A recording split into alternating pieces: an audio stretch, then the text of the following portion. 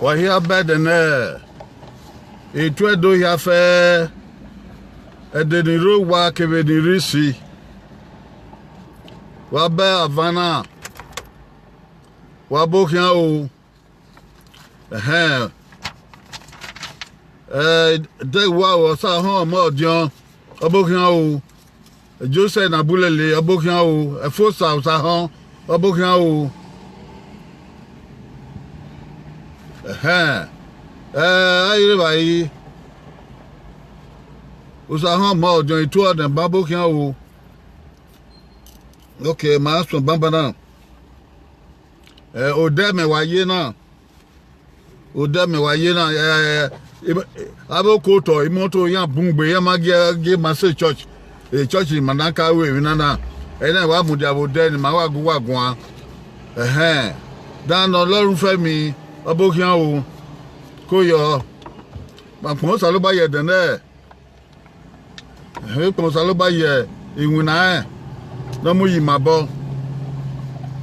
yayi wa ya dege wa dege sese wa ya do itu ado ni redo itu ado ni rebwebo itu ado ni America itu ado ni United Kingdom me London itu ado ni Russia itu ado ni China itu ado ni Spain wa ya bokian o wa weso wa bokian o Solomon Demudia we o koyo obota wodo ni Germany odo Wesley Kingsley abokian o koyo ida wa ya edo ya fe wa ade o na do te emi abuba ni magwa kan kadari o ade ona e no kan egbe ori man makere uku ni matwe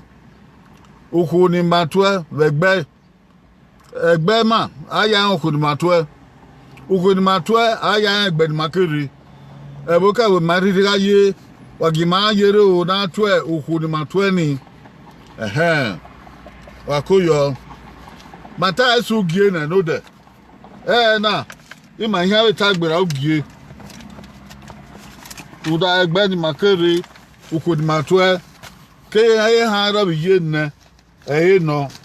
obungbe o eke ma e tase na ama e sa de seleva beni tamu wa no de edokpa makin ebe ni magmen emi na ihe afe na kana da de ni ore ebe na edokpa makin bege bedan ya gbondan he na do sa ne robe ha robe ye ne be ukuni mato ebe no ibun se ugie ma e ta sebe no de ni ma ta su ugie ologbo sere bani ma ita sebe no de ma ha we ke ba mu he de na we de ma ya ta na u ka ba gwale ukunu wetu o oge gbewe oge baba ke bo ye no ni so egbe na oye ukuni na tie egbe ni na tie o sa bege o sa ukuni atwe oye like me ma honey da osopan oro we ri o we do mo awa like o fún ẹgbẹ́rẹ́ ẹgbẹ́ òòsà ẹ̀ọ́kèrè láìkí o ẹgbẹ́ òòsà ẹ̀ọ́kèrè àpọ̀ òòsà ló bá yẹ ẹgbẹ́ ni o yàtùkù wèrè ọ ẹ̀wẹ̀ sọ ẹgbẹ́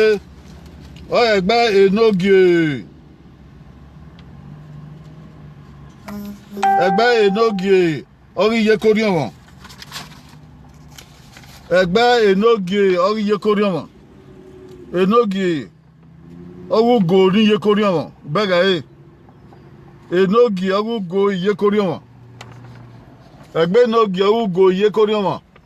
bi atwe labo eyin atwe o la obo là obo ahia igbon ai do fie kama o we labo là obo no o to pan do fie kama ya kin labo e ma be rio no ka gbe ni re no to labo re o labo ba mi wi na die yo na ana fie ye va hun dabo obo ahia gbon iba obo ahia gbon iba kun da na make na gwai ana die wi ni yo ana do ato labo ugo ni ye kori omo no gi ugo ni ye kori omo labo domo wo to pe o egbe na iso egbe ha yan gi oni egbe o suan egbe o suan daga labo yan betu o labo egbo suan labo yan betu daga be mo da to be mo hu da to nu make na daga se labo egbe o suan labo dabo o daga maga itafu na do no egbe nu wekere ukunu watu ebe gbu wa no iso egbe na yan gie egbe re no iso egbe na yan gie egbe osenugba inu dun ebo egbe osenugba ni dun ebo obega osenugba ni dun ebo davi ukuni atwe labo eyan betwe o labo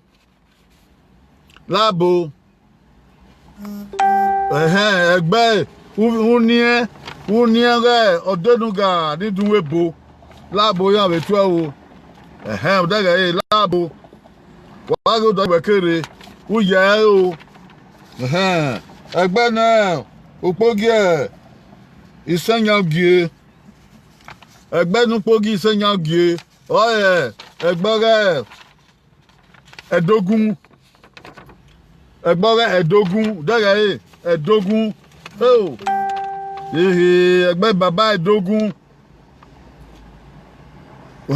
daga ukuni atwe lagie wan atwe o egbore edogun lagie wan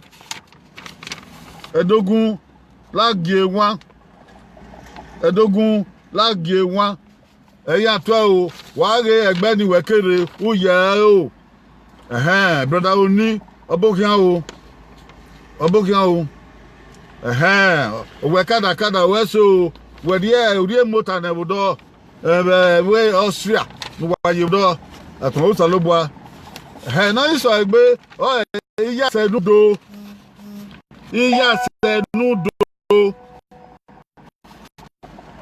iya senudo bí wọ́n yà dúró láàgé wọn dẹ́gẹ̀ láàgé wọn ayé àtọ́ o yíyà sẹ́nu do láàgé wọn wàá rẹ ẹgbẹ́ni wẹ̀kẹ́rẹ́ mẹ́wàá ẹ̀wọ̀n náà tó láàgé wọn yíyà sẹ́nu do ètí mẹ́sàn-án tó láàgé wọn ẹgbẹ́ bòní ma yẹ òdì àná mẹ́wàá ẹ̀wọ̀n náà tó láàgé wọn ẹ̀rẹ̀ yà ẹ̀wọ̀n yà tó ọ̀rọ̀ àvà náà tó tó ẹ̀ ọ̀rọ̀ àṣọ náà tó tó láàgé wọn. Ora maragbon to ra pere wa ni no iwe so gbe no gie ye hanyan gie egbere o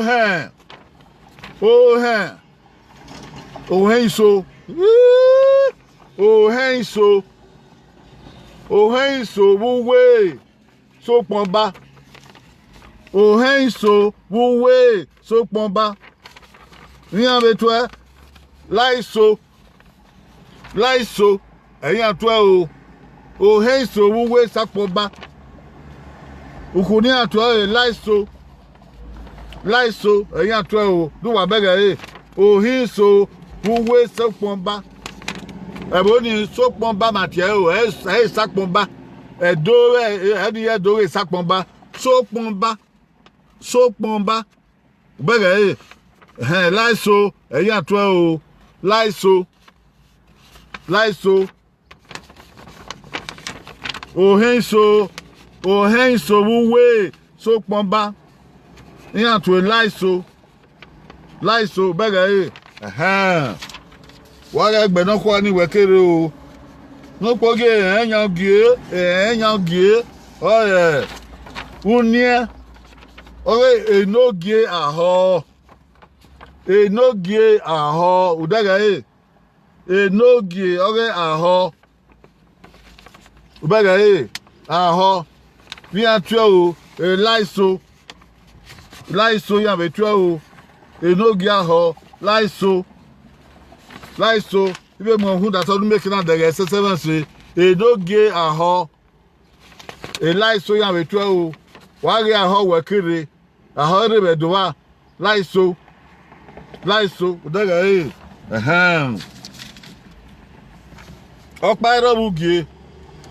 ọ̀pá ẹrọ̀bùgì náà ìsọ̀ ẹgbẹ́ ọ̀pá ẹrọ̀bùgì enogie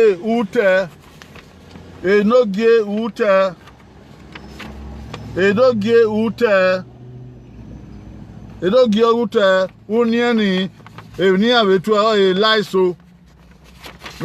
bega laiso enogie ute laiso ya betu o ye mo hu da to dun dege se enogie ute wa e na tie ute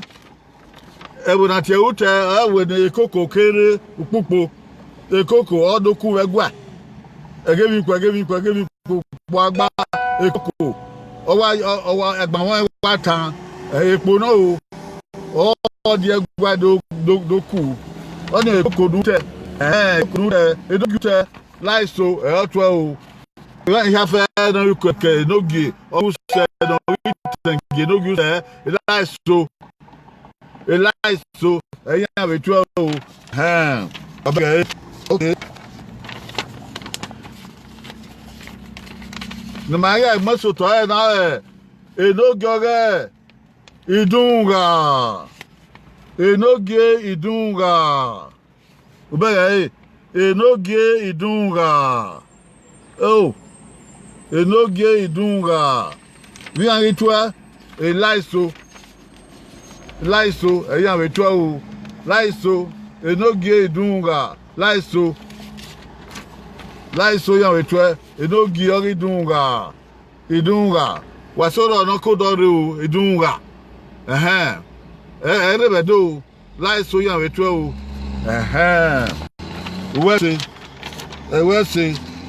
na we gbe ri aye egbe union ma ta now oye union egbe opayange yase ogbon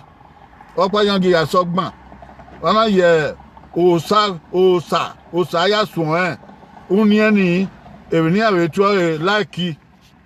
like but here baba like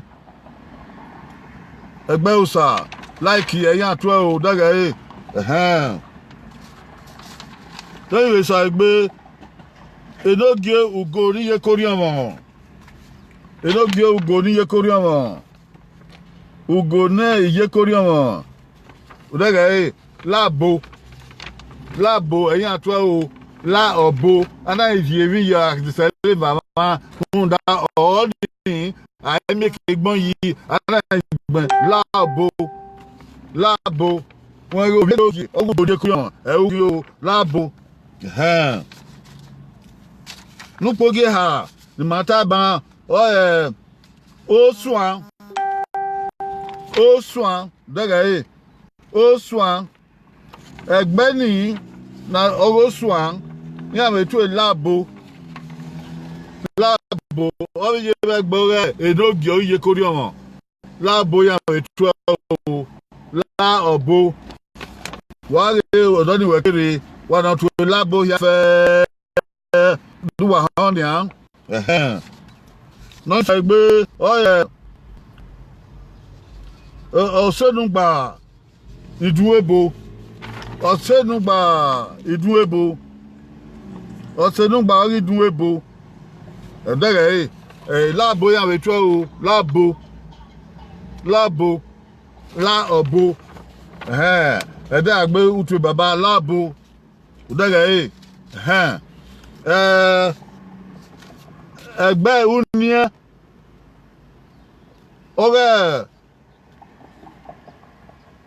Edogun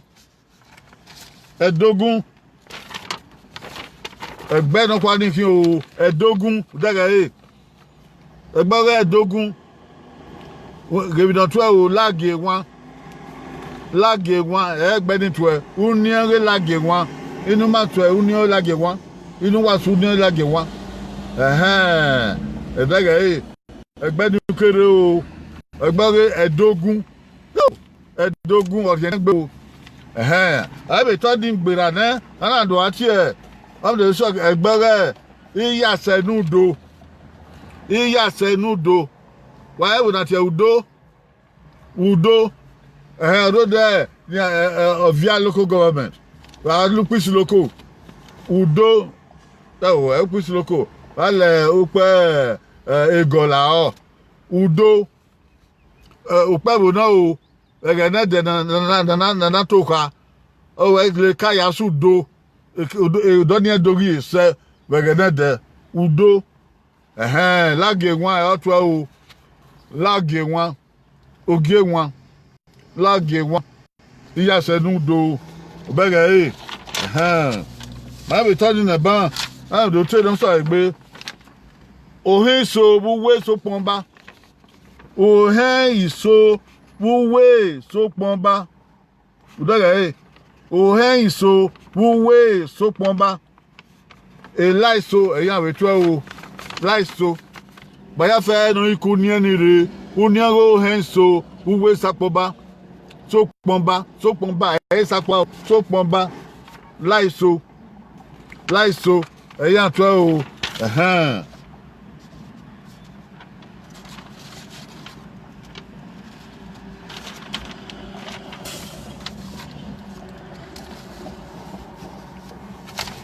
na be so pe o enogie ore aho daga enogie ore aho laiso ya we to o laiso enogie aho laiso eya we to o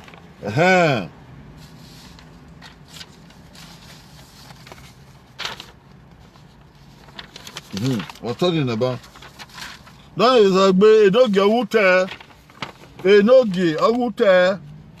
wute ne koko kere luwa wute ne koko kere no do akuno ba begwa ba opopo wa ho wa ata we ana ka me koko ana we no dole wan so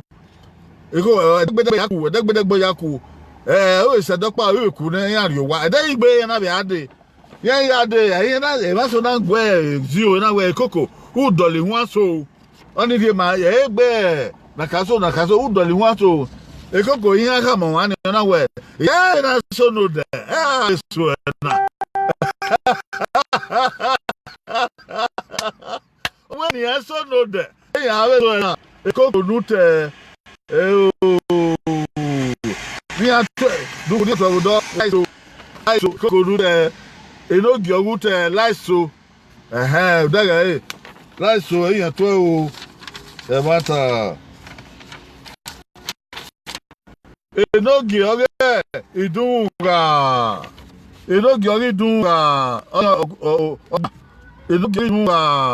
daga o to laiso e ma no to laiso o iwa bun yo ono to laiso oni ogbon enogi ore idunga ogbon ibani ma ta sore na ogbon eyin no na ni a bamba na wa be wa bi da ho bamba na iho ni da duku ne da dore tue be ni ma ya roku na be ni ma ya ugwe na wa ge da dore te uku no tue o ina ko duku so o Sayuki Austin duku ni wa tue duku baba gbe tue Sayuki ma abe ma so oni ado ma o ti ma so ya oni ado de ba ma abati wo ni bamba na ma keki o Sayuki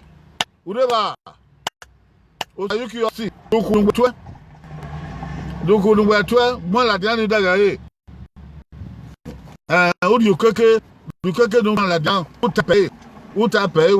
we ku ni mato utape video ya daga we lakun lakun okay oni wa to apon sa lo boa oni wa ma o lakun re pe Solomon Demudia we to we no de one re Germany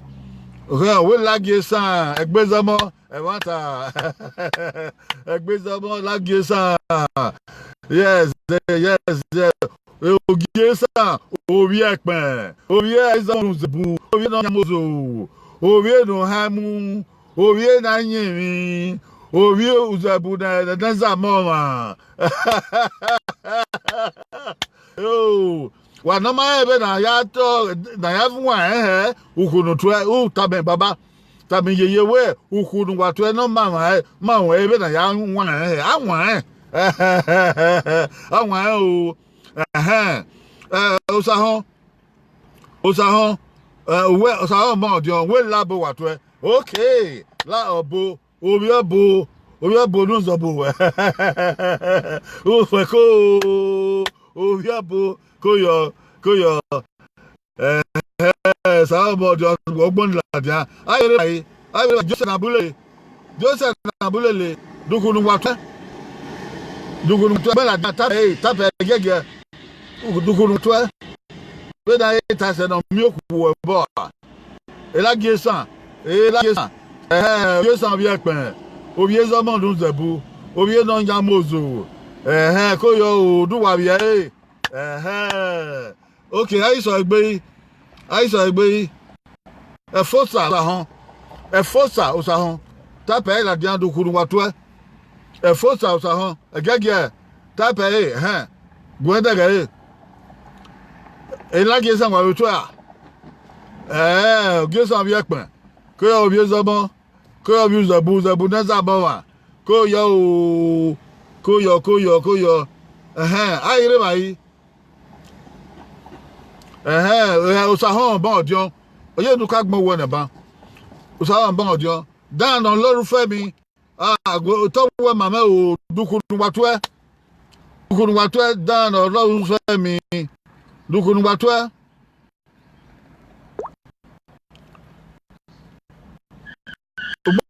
la diana gbon din daga tape egege tape dan on loru femi dukunu watwe Kebio iye Henry Henry koyo obokian o koyo obokian koyo Henry dukunu watu Henry remember dukunu watu gbon la dianta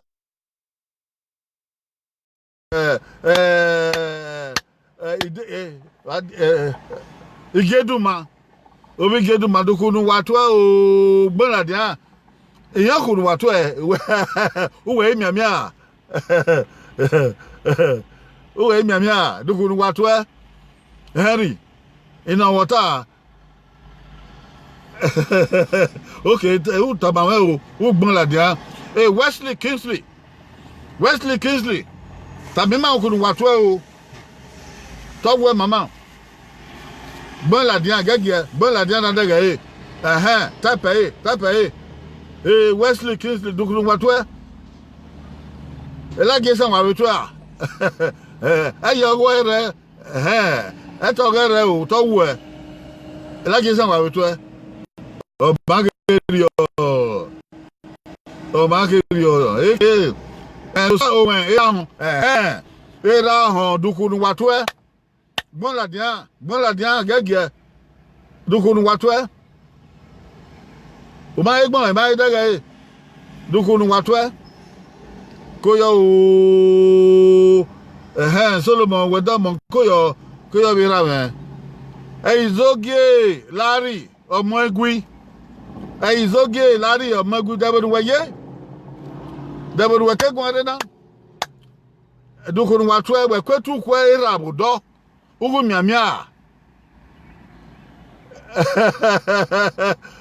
miamia dukunu watwe Izoge Larry Omagui Uma yere okunu watwa uma gusa tin gbon oge wa ge weru wa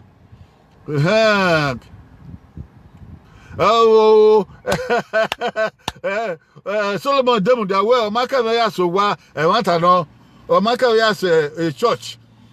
man kede ebi moto wa de gbode e nata o gbera awa pa na ya se church e na wa mu dia ma na ta ma akon so lo bo are ebo we ya fe ma alahin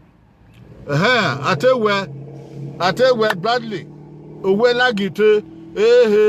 no de mate lagite la egite obie donc no de oyebe gedu mano lagite obe ba o wa to eso obie lagite Fefa Chris bo aye wo e China wo ye a China dabonuje o ma so do ni a dukunu watwe gbon ladia dukunu watwe begbe dukunu watwe o ba ngbegbon o ba ya no ma be kekiri o ya no ma be o si ayere o abokian o kawere do de dukunu watwe o si agayere dukunu watwe begbe o ma yere we do gbon no tape ladia o yi pian bo tape ladia na dege dukunu watwe o ma o okay ona we no so egbe uwa Sophia Obaze uwa Sophia Obaze koyo obokian dukunu watwe begbe ukunu watwe dukunu babatwe no ma won nu wetu e be de agbe we la digwetu baba watwe o ma gbegbon u tape na mu ya dege na mu ya we ukunu wetu weso Solomon demu dia weso edomio ya Chris edomio ya dabonuye South Africa dabonuye Chris edomio ya South Africa ya Austria okay dukunu watu begbe otanmai no we dukunu watu begbe tape ni daga gbon ladian ukunu watu begbe o ban yere amia o na mando ma we Okelola Adeye Ayodele Okelola Ayodele obi edokoyo dukunu watu debonu weke gun arena dukunu watu bodo ukunu baba ma won ni watu e de agbe ndigwetu baba tigwetu yeye dukunu kin ama okay ama we handi izua obokian o dukunu watu begbe na ya on wa obi egbe na wekin dukunu watu o man yere wa na magbon wa ladian wa gbon ladian do be o ma ya bu wa be o handi izua owe kada baba aye megbe wodi e ma na owo tana oba o oga ba ma yewedi aba America o ta wa yewo do ni e Nigeria aye megbe de ko fun o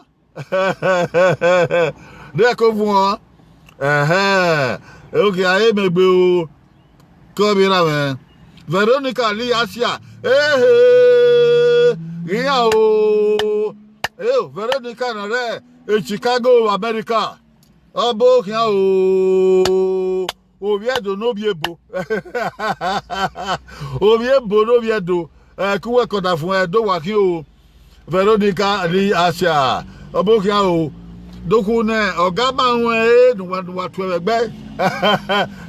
Asia do tu kunu watu o obukare ma ebo do tu kunu watu nu mai ukunu we mai lage san matwe Mena e maboka me obi America no be ato la gesa ke bi me la gesa ma ya to e du kunu we maboka we Veronica udo ta o udo to bo egbon la dia o sakwe o sheku Isaac afoyan du kunu wa to o what is your lineage greeting that way ye Ghana we here wama o saro uzame tabiedo o saro uzame ko yo debonuye oriye o ma tukunu wa mama tukunu wa fe okunu wa to de agbe ngole baba tukunu wa to o ban yere o ma Hendrix gold Hendrix tukunu wa to ede agbe wa to baba he ede agbe wa to yeye he awe digwetwera awu digwetu ye wa to he we digwe wa ita o ma yata uyi gwobadia Christopher abokin o koyo wore London wodo London we ya dukunu watwe ukuwore baba nu watwe ukuwera wa ya to ukuware omodo ukuworo odo yin betwe oziza ga yinra omie eni amata oziza ga yinra omie eni eriona o Julius Igbinaweka ebanwere Julius Igbinaweka abokin o dabonukere owi en we visa me we visa yen Julius Igbinaweka dabonu yebodo Spain abokin o dukunu watwe uyerea ukunu watwe egbe ede agbe ba digwetu baba ta he okay lamogun lamogun no obi oba obi egwai obi baba obi ogie don yama obi no twa no we na kan se ba obi no yutete don gugu so ma obi no twa no we na kan se ba abokin o yogun o o sa hon gbe fun abokin ba wo de a abokin o uyere okuru watu a egosa no vie igodo migodo egosa no vie igodo migodo abokin o egosa obi godo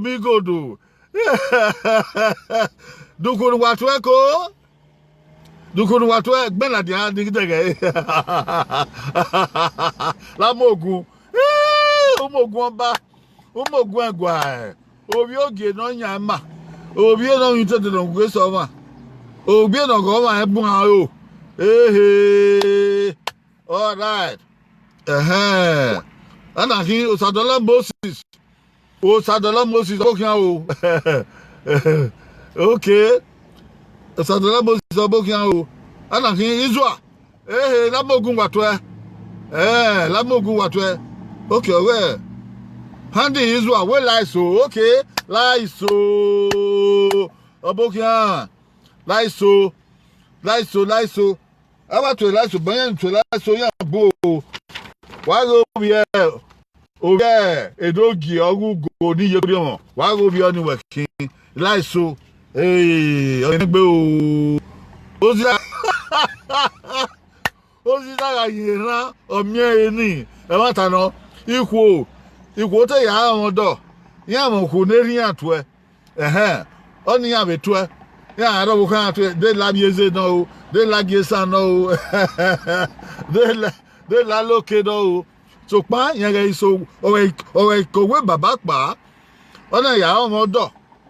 ehunera no ta fun atwe yen ga atwe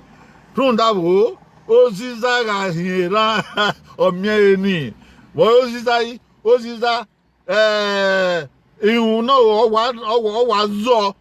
ọwà zọ ọlẹlẹ tán abẹ́lẹ̀ tán náà yẹn rọpẹ́ ma ọwà dóhìn hùn ẹ̀ ó sì sáni máyà kọ́ lọ ẹ̀ àyà ukùn àyà àdó lọ ẹ̀ àyà ukùn ukùn náà gbọ́kọ̀ ẹ̀ ukùn náà gbọ́kọ̀ ẹ̀ ó sì sá rí union bẹ̀ yẹ union ó sì sá àhìn ran ọ̀mìẹ́ ẹni ọ̀ni àyà àkà ọ̀dà fún wà níkù yàn rí ọ̀dà fún ẹ̀ yàn rí yìí ń wẹ̀ yàn rí mìẹ̀wẹ̀ ní òkú ọ̀dà fún wẹ̀ sẹ́yìn ká tó ẹ̀ wá òkú bàbá tó ẹ̀ ọ̀rẹ́ bàbá náà rọ́wọ́ sọ ní àyèwá òkú ọ̀dà fún wẹ̀ sẹ́yìn ká tó ẹ̀ wọ́n dàbò ó sì sára yìí rán ọ̀mìẹ́ ẹni wẹ́sọ̀ ẹ̀ẹ́dàkí Lamodu àtò Lamodu yìí Frank Gebo wẹ̀ náà Frank Gebo Lamodu maka eseba ni akwa ayakwa ama eseba o Lamodu emata Lamodu o sayi eyobo obokian